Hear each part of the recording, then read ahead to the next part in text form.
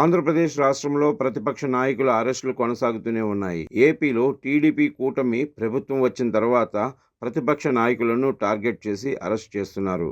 అయితే తాజాగా వైసీపీ పార్టీకి సంబంధించిన మాజీ ఎమ్మెల్యే వల్లభనేని వంశీని అరెస్ట్ చేశారు. హైదరాబాద్లో ఉన్న గన్నవరం మాజీ ఎమ్మెల్యే వల్లభనేని వంశీని ఇవాళ ఉదయం అరెస్ట్ చేశారు పోలీసులు. పకడ్బందీగా వల్లభనేని వంశీ ఉంటున్న ఇంటి వద్దకు వచ్చి ఏపీ పోలీసులు ఆయన్ని అరెస్ట్ చేయడం జరిగింది.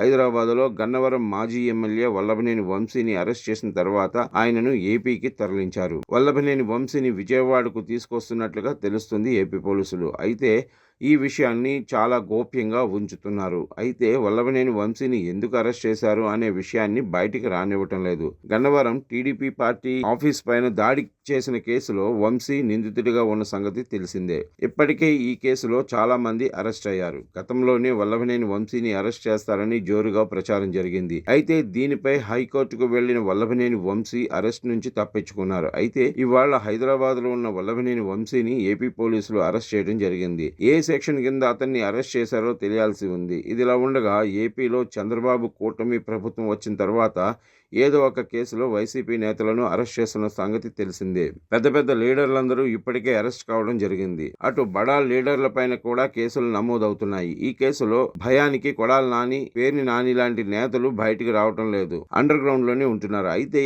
ఇలాంటి నేపథ్యంలోనే వల్లభనేని వంశీని అరెస్ట్ చేయటం హాట్ టాపిక్గా మారింది. కాగా మొన్నటి అసెంబ్లీ ఎన్నికల్లో గన్నవరం నుంచి పోటీ చేసిన వల్లభనేని వంశీ టీడీపీ అభ్యర్థి చేతిలో ఓడిపోయారు.